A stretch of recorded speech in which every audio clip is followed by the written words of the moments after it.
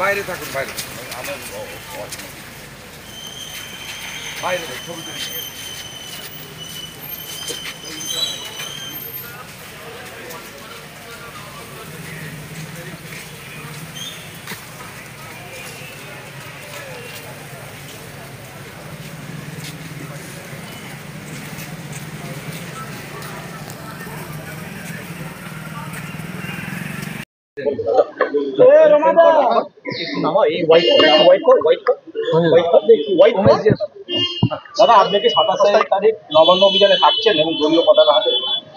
দলীয় পতাকা হাতে ছাত্র সমাজের কর্মসূচি, এটা তো দলীয় কর্মসূচি নয়, এটা বিজেপির কর্মসূচিও নয়। আমাদের ভারতীয় জনতা পার্টি তার স্ট্যান্ড অনেক আগে ক্লিয়ার করেছে যে যেখানে ভারতীয় জনতা পার্টি নিজেই কর্মসূচি করছে, আজকেও একগুচ্ছ কর্মসূচি রাজ্য সভাপতি ঘোষণা করেছেন। আর যেখানে ছাত্র সমাজ বা প্রতিবাদী জনতা, সচেতন নাগরিকরা পতাকা ছাড়া কর্মসূচি করবে, সেখানে ভারতীয় জনতা পার্টির সভ্য সমর্থক, ভোটার, নেতৃত্ব কারো যাওয়ার ক্ষেত্রে বিজেপির কোনো বাধা নেই। সিপিএম যেমন চায় যে মমতা ব্যানার্জির সরকারটা থাকুক, তেমনি ভারতীয় জনতা পার্টির লক্ষ্য এবং উদ্দেশ্য হচ্ছে যে আমাদের ডাক্তারি বোন, যার মর্মান্তিক বেদনাদায়ক সরকারি ধর্ষণ এবং মৃত্যু ঘটানো হয়েছে, তার অভিযুক্তরা চরমতম শাস্তি পাক। 14 তারিখ রাত্রে তৃণমূলের গুন্ডা বাহিনীর দ্বারা আরজি করকে যেভাবে ভাঙা হয়েছে, আন্দোলনকারীদের উপর অত্যাচার করা হয়েছে, তার প্রকৃত দোষীরা উপযুক্ত সাজা পাক। সর্বোপরি দফা 1 দাবি 1 মুখ্যমন্ত্রীর পদত্যাগ, এটা ভারতীয় জনতা পার্টি একেবারে অন্তর থেকে সমর্থন করে।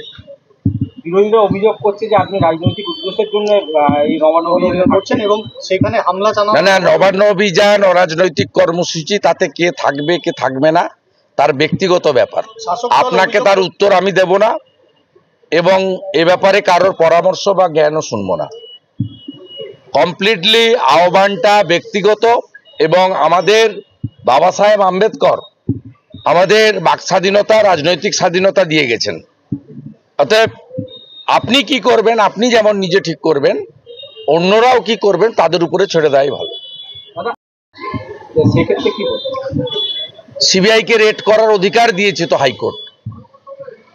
মমতা ব্যানার্জি অর্থনৈতিক দুর্নীতি তদন্ত করার জন্য তিনি ফিনান্স ডিপার্টমেন্ট বা অ্যাকাউন্টসের কোনো অফিসারদের না নিয়ে তার দলদাস 4 জন আইপিএসকে দিয়ে সিট বানিয়েছিলেন। মহামান্য হাইকোর্ট মনে করেছে সিট করা হয়েছে সারদার মতো এভিডেন্স লোপাট করার জন্য, যেহেতু স্বাস্থ্যমন্ত্রী হচ্ছেন মুখ্যমন্ত্রী মমতা ব্যানার্জি, তাই সিঙ্গেল বেঞ্চ সিট বাতিল করে সমস্ত আরজি করের ফাইন্যান্সিয়াল ইরেগুলারিটি তদন্তভার সিবিআইকে দিয়েছেন এবং সাথে সাথেই সেই তদন্তে বাধা দেওয়ার জন্য ডিভিশন বেঞ্চে গেছিল। ডিভিশন বেঞ্চ লিভ দেয়নি, এন্টারটেন করেনি এবং সিবিআই হাইকোর্টের নির্দেশ মতোই গতকাল এফআইআর রুজু করে তারা আজকে আর্লি মর্নিং ভোরবেলা থেকেই তাদের কাজ শুরু করেছে। এটা আমরা স্বাগত জানাতে পারি। বাকি সিবিআই ইনভেস্টিগেশন নিয়ে আমাদের কিচ্ছু বলার নেই। সিবিআইয়ের একটা নিজস্ব হ্যান্ডবুক আছে, কি প্রসিডিওরে তারা ইনভেস্টিগেট করবে এবং কাকে ডাকবে, কাকে ধরবে। সিবিআই হচ্ছে কনস্টিটিউশনাল বডি, এখানে যেমন সব নিয়ম ভেঙে রাজীব কুমারকে ডিজি, প্রবীণ ত্রিপাঠীকে সিপি হাওড়া মমতা ব্যানার্জি তার নিজের ইচ্ছায় করেছেন। সিবিআই ডাইরেক্টর নিয়োগ করে মাননীয় প্রধানমন্ত্রী, মাননীয় বিরোধী দলনেতা লোকসভা, মাননীয় প্রধান বিচারপতি সুপ্রিম কোর্ট। সিবিআই যে কনস্টিটিউশনাল বডি, তাদের জন্য ভারতবর্ষের পার্লামেন্ট হ্যান্ডবুক বানিয়ে দিয়েছে। They will act as per দেওয়ার হ্যান্ডবুক। সকালবেলা সন্দীপ ঘোষের বাড়িতে যে নাটকটা হলো তাকে ডাকা হলো, আবার ভেতরে চলে গেলেন, তারপর ঘন্টাখানেক বাদে এসে আবার দরজা খুলে। আপনার কি মনে হয় ভেতরে কি প্রমাণ লোপাটের চেষ্টা চলছে? লোপাট তো প্রথম দিন থেকেই করেছে, লোপাট তো প্রথম দিন থেকেই করেছে। তড়িঘড়ি সুইসাইড বলে বাড়িতে খবর দেওয়া, ইউডি কেস চালু করা, এবং যারা আরজি করে স্টেক হোল্ডার নয়, সুশান্ত রায়, অভিজ্ঞদের ডেকে নিয়ে গিয়ে তদন্ত, আপনার প্রমাণ লোপাটের চেষ্টা, তারপরে রিনোভেশনের নামে ঘর ভাঙচুর করা, সবই তো প্রথম দিন থেকে করা হচ্ছে।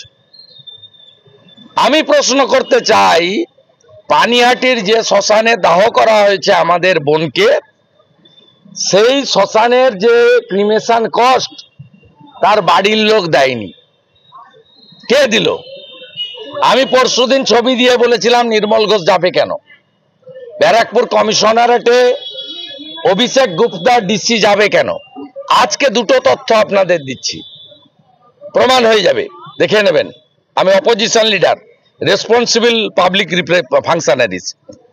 এক, ক্রিমেশনের খরচ বাড়ি থেকে পে করেনি, কে করেছে? দুই,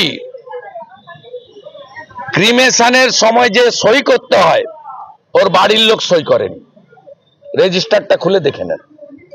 দেবাশিস সোমেন গাড়ি আছে। দাদা, চন্দন লোহার বলে একজন ওখানে আরজি করে স্টল পেয়েছিল, যিনি যারা বাড়ি নিয়ে যাবে অতীন ঘোষের অফিস, তৃণমূল কর্মী, কি বলবেন?